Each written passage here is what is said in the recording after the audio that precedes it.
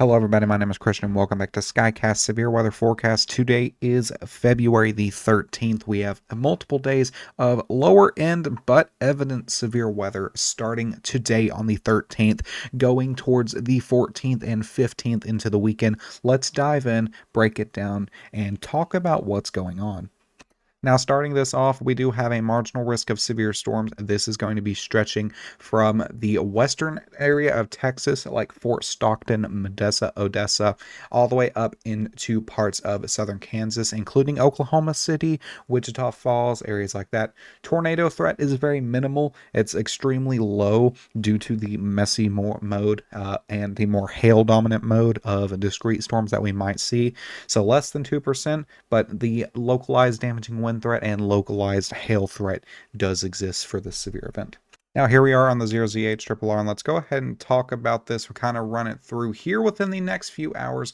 We will begin to get some convection going across western Texas once again. This is going to be the Midland, Odessa, Lubbock area. The severe threat stretches all the way down to Fort Stockton, where we could see some storms. And as you can see, some of these will initially pop off as discrete storms, especially like this one. It's not an exact, but kind of just a forecast.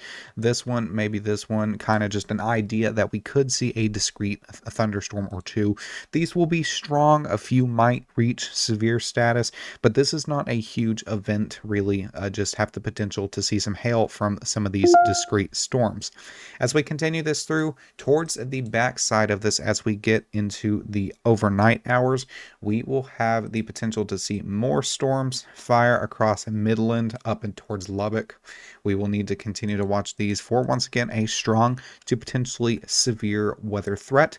These will continue off to the north and the northeast, and eventually this will form into a squall line, and this is going to continue off to the east and the southeast, and we will need to watch for a severe weather threat tomorrow, which we will get into. But this will be stretching from eastern Oklahoma City all the way down to San Angelo, and this is where we're going to start watching the potential for a gusty wind threat, maybe isolated damaging winds or two. This is not a really compact together line. This is relatively thin with kind of just clustered and messy.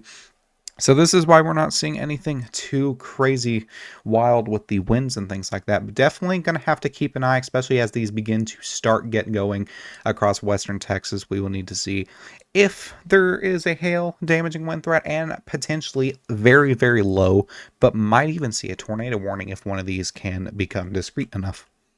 Now we get to tomorrow's severe weather threat, February 14th, and this is where things really begin to take a turn. The first slight risk of February across parts of eastern Texas into Louisiana and southwest Mississippi. A lot of the time, severe weather is kind of normalized to the Gulf Coast during these winter months, because as we get troughing to better develop into the western and it continues to eject to the central plains, instability and moisture does not eject very high in front of it, and thus we get more localized events towards the Gulf, which I will get into here in just a moment. This is a tornado dominant threat across eastern Texas into parts of Louisiana and southwest Mississippi. I will add cities here. This will be a threat that we will need to watch for higher tornadoes. These are not going to be potentially strong tornadoes, but these will have the better chance of seeing them within the points. So Lukevin, Houston, Alexandria area, so Shreveport is going to be in the 2%, Dallas, Waco, over into Jackson, Mississippi, and into New Orleans. But from Houston, Alexandria, into Lake Charles area, that's where we're going to be seeing the highest potential for tornadoes, where the Storm Prediction Center currently highlights it. If we continue to the damaging wind is also going to be a problem. Keep in mind, this is going to be a QLCS, or quasi-linear convective system. Basically, this means that when this kind of forms into a big mumbo jumbo of a line, that's our QLCS right here. That means that straight line winds are going to be more of a threat. And then while low across the state of Texas, we will have the potential to see a low end but evident hail threat. So definitely something to keep an eye on with that one as well. Mainly just going to be a threat for that tornadoes, for prefrontal storms and within the QLCS, and then damaging winds from the QLCS system.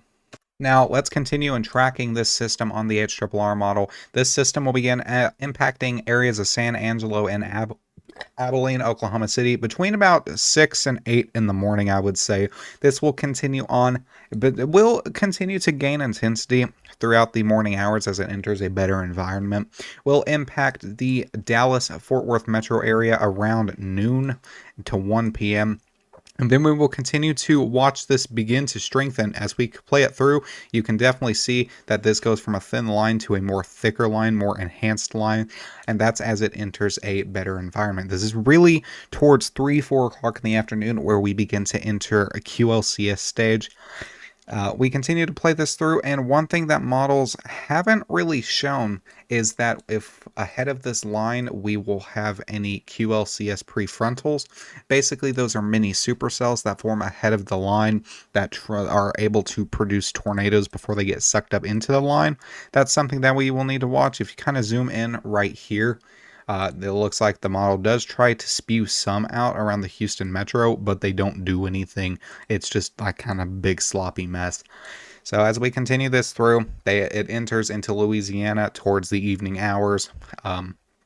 If we continue this on, it does continue with some strength, damaging winds possible, QLCS tornadoes possible, and then eventually this will move out to the southern parts of Mississippi and Alabama, where we do highlight a day 3 threat.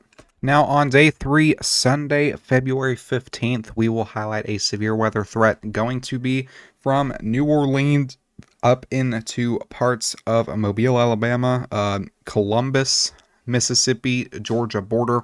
Going to be into Tallahassee, Florida, and Tampa, Florida, Orlando, Florida, kind of all this Gulf States area. That we don't have any exacts labeled out on this one by the Storm Prediction Center, but the probability of this being a severe weather report within the outlined area is a 5%. So once again, backlined out to that smaller level threat, but we will continue to need to watch trends just in case the Storm Prediction Center does think it's needed to issue an upgrade. Now, right now, the HRRR has this line entering the Alabama into the morning hours. It does spew some rain out in front of it, but this line begins to kind of break off. One side will be heading towards the south, another will be heading to the east, kind of over the Gulf area. And you can see really right here it begins to break off. This is where we're going to be seeing the weakening stages of this QLCS. This side that's going to enter the Gulf will continue to maintain intensity just due to being a more better environment, and lots of convection areas forming on the south of this. With if this actually does come to fruition, like the HRRR showing, that'll be really cool to see on radar. And then if we continue to play this through towards the afternoon and evening hours, this is the last run that we have. Storms will begin, the QLCS will begin to impact areas in central Florida. Isolated gusty wind threat, just like we've been monitoring across this area. So very widespread event that we're going to be tracking. It's going to start all the way over here in southern Texas tonight. It'll impact central Texas, Louisiana tomorrow throughout the whole day. We're going to see likely from morning to night alerts go off here, there, possibility of a few tornado warnings. And then as we get towards the morning hours of Sunday, it's going to continue to impact lots of rain, all that across parts of Mobile, Alabama, Dothan, Alabama, Albany, Georgia, Tallahassee, down even into Tampa. Lots of things going on. And then up to the north of this, not really anything wild, but going to be a very, very wet, potentially a flooding threat for areas in the Ohio Valley, just depending on how much rain falls up there, especially across Nashville. Nashville does get hammered with some moderate rain for a majority of the night on into Sunday. So definitely something to keep an eye on with that as well. Now let's dig into higher levels of the atmosphere and kind of figure out what's actually causing this severe weather threat. And it's really easy to see if we start pointing out. It's going to be this little shortwave trough right here coming out from Mexico. It's dipped extremely far down, and we can play this through and see that it basically takes the whole line from Texas all the way to Florida. That is what's causing our severe weather threat for this one in particular this weekend across the Gulf states. Now, one thing that I also want to point out, as I mentioned earlier, the reason why we're not getting a big widespread severe weather threat is simply due to moisture and instability. As I was talking about earlier, moisture and instability seems to kind of kind of cradle to the Gulf states during the winter months until spring gets here and moisture and temperatures are able to advect further into the central and eastern United States. But as we really talk about into the February for this event in particular, moisture doesn't stretch very far. As we kind of enable this, we have dew points in the 40s and 50s across parts of the central plains, but really storms begin to convect as you get into dew points in the 60s, and these little blue areas are very, very well maintained across parts of from Dallas down into Houston, very close to where the Gulf is. And this kind of contains itself in the upper 50s, lower 60s across the Gulf states. You can see that very clearly on this model. And with the instability, not with the dew points like that, kind of cradling to the Gulf states, the Cape instability for storm fuel does the same. It's very interesting to see. Now, one thing we do play the GFS through, by far, this is not going to be the last severe weather threat that we have. As this begins to move out, we may see a temperature drop, may see a little bit more snow, but this model really predicts how the jet stream is beginning to get active. It was kind of doing this thing where we got that big cold blast, so that it was kind of dipping out of Canada and was kind of very stationed where it was dip out of Canada and head towards the east coast. But this is now getting to the point where it is beginning to kind of eject into the United States.